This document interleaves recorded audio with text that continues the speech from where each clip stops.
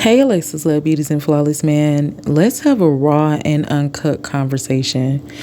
Y'all know, like the famous words, we get into it. One of these terms that people always just say so vaguely, and I never understood it, was let it go.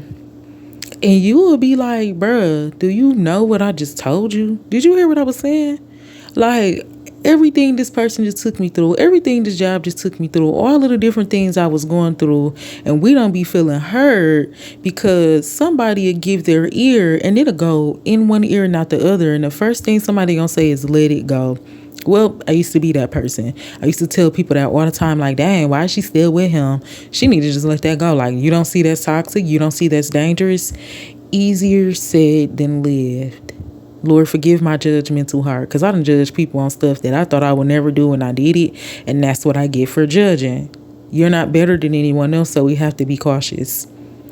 Let it go is a process, and you can't just say that without substance. You can't just say that without compassion behind it. When we say let it go to somebody, we have to begin to be more loving and gentle with that. And this is a way that we need to incorporate that into in a sentence. Like somebody telling you all of this stuff that they go through, maybe we need to paraphrase that another way. Like, let's work on healing this or something like that. Because saying let it go, it makes it just sound like to me, it's just very disrespectful, because it's like people don't be feeling how you feeling, so they just telling you to get over it. And it's like, bro, you don't know how I felt or how I went through that, but I'm trying to tell you when you telling me just to get over it. When we do get to a place of, when you hurt so much to the core in whatever area this may be, you'll get tired and you'll be like, I'm done with this. So at that point, you're letting it go. But the point that we miss is grief. Let it go equals grief. You have to grieve the situation. You have to have sorrow. You have to actually feel the pain. When we go through things, we do not feel the pain. We are so trained, and some of us are so traumatized. Some of us has been caught in a strong delusion for so long that we just know how to keep going and operating. Like you done went through some traumatic stuff, and the people around you, because we're so used to it. We're so used to danger. We are so used to toxic. We are so used to not having and seeing and experiencing the presence of real love. You got your heart broke. You told your family, you told your homeboys, you done chopped it up with your homegirl, and all they said was, girl, let it go. Like, it's many niggas out here, like, we finna, you know what I'm saying? Bruh, and them like, bruh, I told you anyway. And don't get me started on it. I told you so. People don't be hearing what we be saying. We don't be hearing what we be saying because we just, we be influenced by the other people. So instead of us feeling the pain, we hide from that. Because if you're a man, they probably told you a boy, you don't cry. You probably got punched in your chest. Like, men don't do that. So you definitely just keep on going. You have to stop and feel the pain and emotion. This is what prepares you for the next situation. This is how we learn lessons. Another thing people would say is, you were supposed to learn a lesson from that. Well, the reason we don't learn the lessons is because we never analyze the situation. We just keep going and going and going. We had sex with people. We just keep smoking, drinking. We just keep going. We don't feel the emotion. This is where you begin to get cold-hearted. And then that turns into you hardening your heart. And that turns into the 7 deadly sins. Like, you don't even want to pray. God ain't even real no more. This is how we get caught in a strong delusions, because we just keep going. We got to stop and actually feel the pain. That is what lets you know that you are human. Flawless man, you are a human. You're not just somebody's sex toy. You're not just somebody's sugar baby. You're not just this girl's bank. You are a whole man. Men have a heart. And I know these women are cutthroat, but take care of yourself. You have a heart. Like those emotions and feelings, I get it. Trust me, I've heard it. I got male friends too. I know that dudes that's not comfortable just talking to every female. But even if you can't talk to no female, no family, no friend, you always have God. Cry to yourself. Cry in a car. You have to grieve. You have to let that out. It's nothing wrong with, and I'm so glad that we're learning more. We got so much access to information this generation. It's just if you want it. That's only if you want the wisdom. I'm super grateful that men are finally coming out and saying that it doesn't make them weak if they're vulnerable and emotionally stable. That's exactly what makes a man a man. You being able to connect. Come on, Jesus. Being emotionally stable, being emotionally intelligent, you being able to connect to a woman on a whole nother level. I was watching a movie and he said sex is the least interesting thing. This young lady, she was doing some bids and stuff or whatever, and he paid her like $1 million. And she was like, "Oh, don't you want to sleep with me?" And he told her, "I invited you over here to play a game. And in this movie, you was so cutthroat, I had to write it down." He was like, sex is the least interesting thing that a person can do. It's distracting. It removes your power. So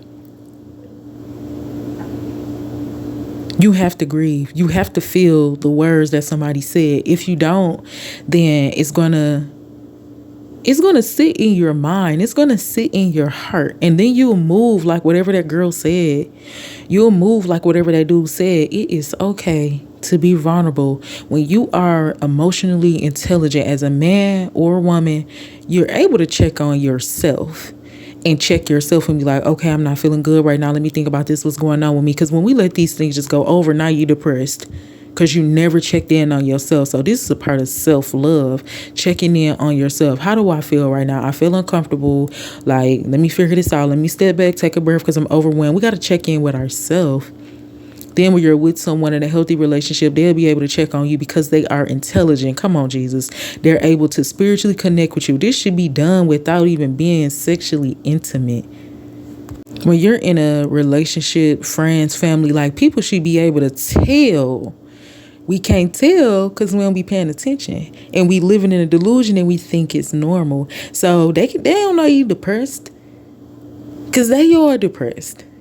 They don't know that you suffering with the illness or a broken heart because all their heart's broken and they doing the same thing. We just turning up. So you have to check in with yourself.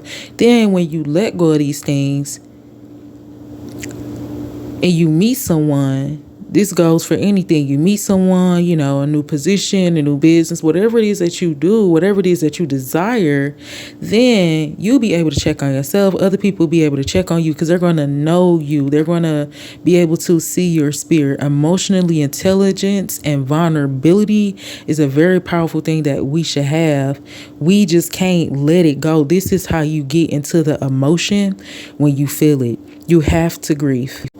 You have to feel the pain. That it just lets you know that you're still human.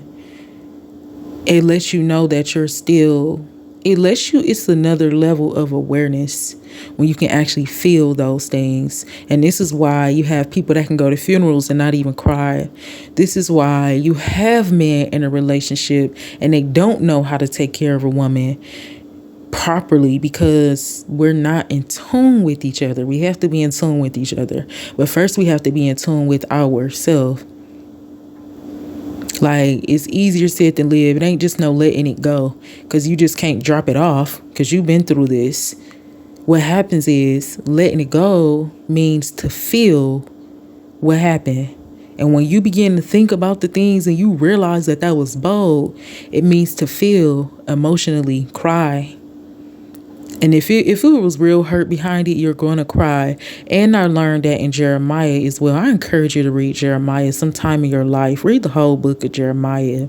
The Lord talks about the raw emotion and he talks about grief. When you get to the place where you wholeheartedly acknowledge your iniquities to God and you realize that you've been caught in a strong delusion, chasing after the 7 deadly sins, you're going to grieve. You're going to cry. You're going to feel that pain. Why it's so important to feel that pain is because God said he feel pain also. God is emotional.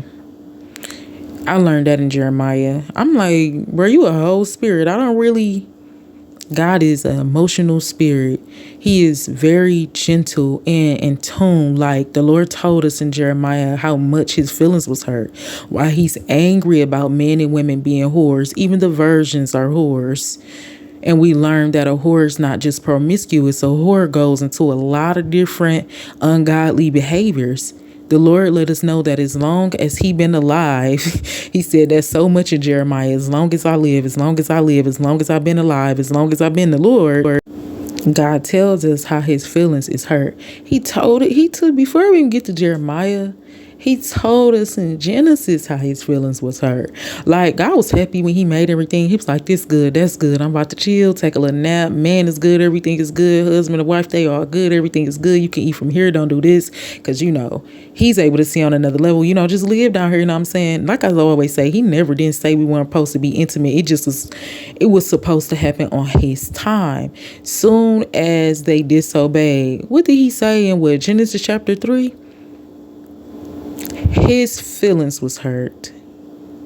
God let us know his feelings was hurt. He said, how did you know that you were naked? And he did what the Lord has to do. His feelings be hurt, but if we keep doing us, then he's going to do what he has to do because it's already done. The Bible has already been written for decades ago, so it's not changing. So the Lord is going to do what it's already written. He's going to do whatever it is that he needs to do. He told us in Genesis how his feelings was hurt. He told us that he was alive in Genesis. So when we cry, this is why God is upset. Everything that we go through, whether we, grieve in God's spirit or not, we always have to remember that he breathed his breath, the same breath that we used to breathe with, whether we smoking it out, drinking it out, we're still alive. So we're still breathing the same breath that the Lord put in us because his spirit is in us. When we hurt, he always feel that. And this is why when you grieve things and you get rid of the soul ties and you do what you have to do and you're living in the will of the Father, you're doing what he wants you to do here on this earth. This is why he protects you when you get under him. No weapon formed against you shall prosper. We say a lot of different prophecies and we wonder how, come on, Jesus, it might work for somebody else, but it don't work for me. Or it might work for me, it don't work for somebody else, because sometimes the prophecies are not working because we're not in communion with God. And he's still so compassionate to where he still covers us. He still blesses us, but at a limited level. And at some point he say, you know what? They don't want me. So he just hands you over to your lust. That's not what we want. So the Lord is a sweetheart. The Lord cries. He feel how we feel. He can only do what he needs to do against your enemies when you're not like them, when you're not around them, when you change, when you wholeheartedly acknowledge your iniquities. Again, you never want to look into, I have to do this because of my enemies. Like, vengeance is the Lord's. But like I said, some people be out here, just telling people to turn to God just so people can't get their payback. Don't think about it like that. But just know that the things that people have done to you and the ways that you feel, God feels that. And when you get in tune with him and you feel that, when you're on the verge of healing and you feel that pain, you feel that grief and that sorrow, and you taking it to God, he puts a protection around you with his angels, like he said in Psalms 91. And then that's when he gets angry, and whatever he see fit, that's when he does what he needs to do to the people that's under you, your footstool. The Lord said your enemies will be your footstool. So again, don't focus on that too much, but just know that Alexus Love Beauties and Flawless Man, let go is a very strong word, but to soften that a little bit, we got to learn how to, start being nice. That's why instead of saying fat or big boned or thick, now when I look at myself, or I may look at someone else, and if I have to speak on someone else, because I mind my business, I'm working on that. But if I have to say something to someone else, I don't say them words somewhere. I'm trying to work on not saying those words. I'll just say, I'm a little heavier right now, or I have a little excess body tissue. That's all it is. It's tissue. It's just body tissue. It's soft. If you move around, you can sweat it off. But, start to say nice things. So instead of saying, man, just let that go, bro. We finna say, you know what, bro, that was crazy that you went through that. You know what I'm saying? I can help you out. Maybe we can figure something out. Or, bro, you just need some time to heal, grieve, feel that pain. So just find a softer word to say. I love you. God bless you, and grieve the pain.